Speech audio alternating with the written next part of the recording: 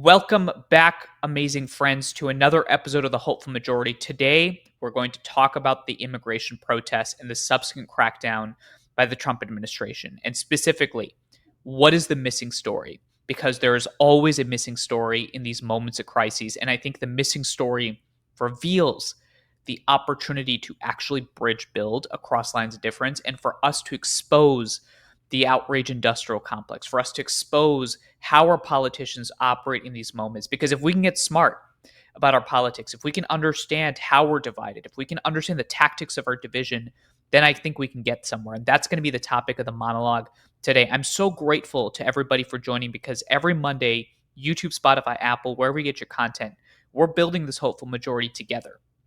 So let's get into the notion of the protests. I'm sure over the last week, we've all been thinking about, watching the news, focused on the images, the violence that we're seeing within these protests, the peaceful nature of the protests, the crackdown by the Trump administration on peaceful and violent protests. There's a lot of different views. It's a hot topic that is especially focused on a lot of people's minds. There's, I think, a lot of arguments in favor of the protest. There's a lot of arguments for reducing the level of violence in these protests, but there's something that I have been particularly focused on and thinking about. I think something that is missing in the coverage of all of these protests, something that is necessary for us to understand if we're to understand how these moments of crises are used to divide us. Because I am exhausted and tired by the notion that America's divided.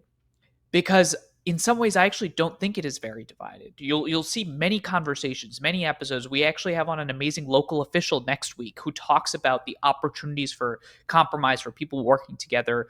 We see this across the board where people will oftentimes say, we actually agree on a lot of things, and yet the national politics doesn't reflect the level of division that we're seeing on the ground. Why is that? Why is there a gap between the reality and the perception? And that notion really tires me. And so one of the things that I want to start doing with the show is actually in real time, when these moments of crises are happening, expose the game that is being played. So immigration protests, they start kicking off. Now, the narrative starts building. President Trump says, it's incredibly violent. There's a lot of challenges happening.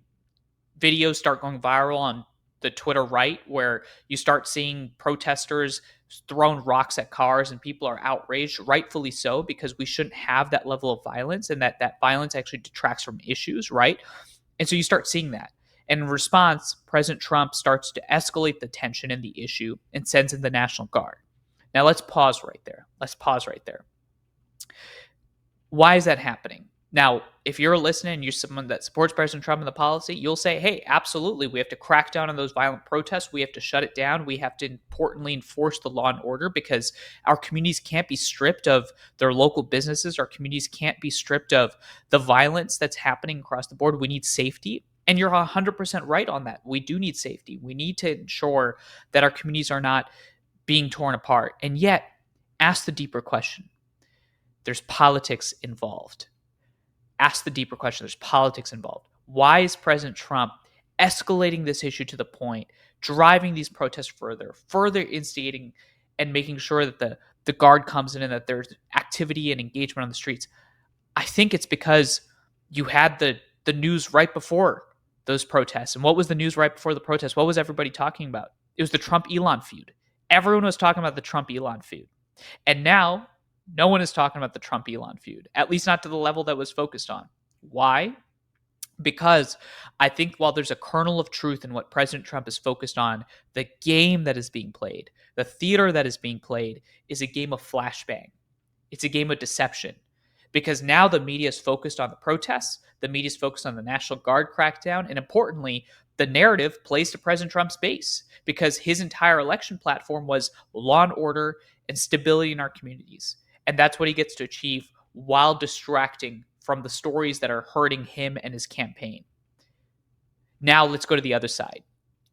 Protests, President Trump sends in the National Guard, you start seeing instigation, and then the ICE chief, Tom Horman, I think is his name, says, and he hints at arresting Governor Gavin Newsom. And immediately, I think in an hour or 2 hours, Gavin Newsom gives an MSNBC interview where he says, come on, come get me, tough guy. Come arrest me. And then after that, you see this ensuing fight between Gavin Newsom and President Trump. And you're wondering, Well, why is that happening? Why do we see that type of conflict? And perhaps I'm just thinking, well, maybe while there is a kernel of truth to what Gavin Newsom's doing, which is he's resisting the Trump administration and he's focused on pushing back, rightfully so. You say, hey, Manu, we have to push back. If you're on the left and you're someone that despises what the President Trump is doing against immigration, someone that believes that there's a fascist overtake of our local streets and communities, you say, absolutely, we need someone to fight back. But ask the question, just like we did with President Trump, why is Gavin Newsom doing that? Why is he doing that? Why is he focused on that? Well, maybe it's because it actually helps with his presidential run in 2028. Maybe it actually elevates his profile. Maybe it allows him to take the mantle from people like Governor Josh Shapiro and people like Gretchen Whitmer and other candidates like Pete Buttigieg that might be competing, AOC. Maybe it allows him to position himself a little bit further. Good policy does not always require good politics, and good politics is not always good policy. The reason why I wanted to go through that chain of events of what Governor Gavin Newsom is doing, what President Trump is doing, and articulating the strategy, demonstrating how they're fighting each other in some ways for their own ambitions, while also claiming to push their policy and stand for immigrants or stand for, their specific campaign or law and order.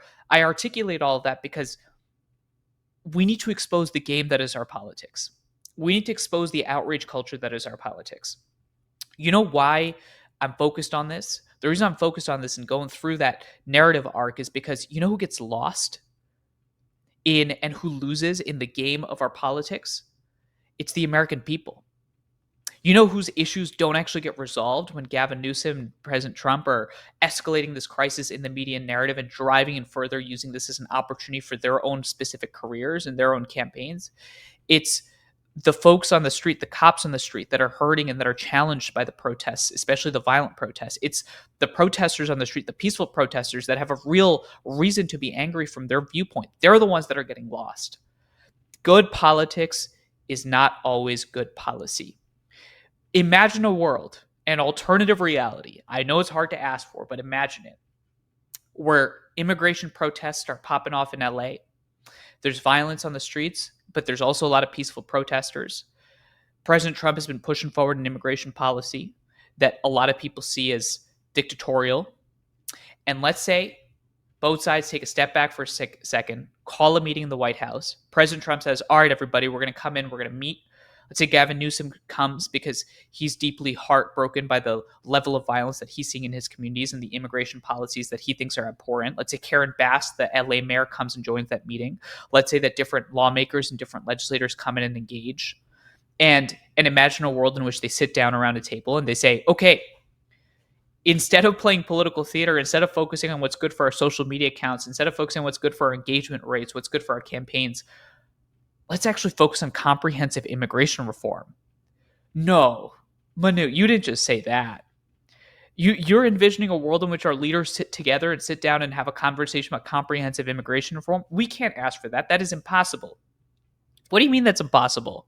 We live in the greatest democracy in the history of democracies. We live in an incredibly ambitious experiment. We're trying to pull off something amazing. It's this idea that 330 million people from all different backgrounds are coming together to try and build a polity that actually creates real solutions to the toughest and most wicked problems. Of course, that's what we should be demanding. The reason why that is not what we see, the problem solving, the trying to challenge the status quo, actually sitting down and having a conversation over politics, is because our politics and our policy and our structures reward outrage. We as citizenry reward the fight. We love the fight. We reward not courage, but we reward sticking to tribal stances so that we can continue to grow our specific bases. We love the identity fight. And while it's entertaining, again, the people that are lost in that process, we know. It's the immigrants, it's the people on the streets, it's the police officers, it's the National Guard members, it's the folks that have to actually navigate those specific issues. I think we need to expose the game. The reason why we wanted to expose the game, the missing story in this, is that there is political theater that is oftentimes played. And Why do we expose that game? It's because you listening to this are now equipped to understand that instead of seeing and reading these headlines, instead of falling for, I think, our leaders' traps and ploys, let's actually create opinions for ourselves. Let's actually get to the sources of the facts. Let's actually understand what is actually happening on the ground. Let's navigate the stories, because I think that will enable us to be not only more effective citizens, but immune to the effects of polarization, immune to the flashbangs of our politics. And the more we can immunize ourselves, the more we can become media literate, the more we can become literate in the ways in which our leaders divide, the more fluent we can be in the language of division. I think the more effective we are at being able to build a union that is not necessarily divisive, but rewards positive progress. Instead of maybe sharing that clip of Gavin Newsom taking down President Trump, why don't we share the clip of the local city official that is actually working on the ground to try and resolve those protests and sit down with the police officers and the peaceful protesters? Instead of sharing that clip of President Trump sending in the National Guard and saying we need law and order because that's great and that appeals to you and your instincts, what if we shared the clip of the immigration customs and enforcement agent that was actually trying to more effectively enforce the law because he or she believes that it's necessary for the safety of their community, a more productive stance? We need to think about what we're rewarding as a culture, because that drives our leaders. And we have to remember that in these moments of crises, leaders have the opportunity to divide because it's advantageous for themselves. So let's expose the outrage industrial complex, because that is the only way we move forward. And that is the missing story in the immigration protests and the subsequent crackdown by the President Trump's administration. I so appreciate you joining and listening and building this hopeful majority with us, because this is how we actually build an environment and an ecosystem, a media platform, and also a grassroots movement where people of different viewpoints actually come together to understand and engage. That is how we elevate. That is how we believe in open-minded, nuanced conversations. If you think we're too divided, if you think dialogue is more important than division, then the hopeful majority is for you. I appreciate you. Leave a like or subscribe on YouTube, because that's how we grow this thing. Leave a rating on Spotify and Apple. The hopeful majority every Monday. I'll see you next week with a really exciting interview and conversation with a local city council member. Take care, everybody.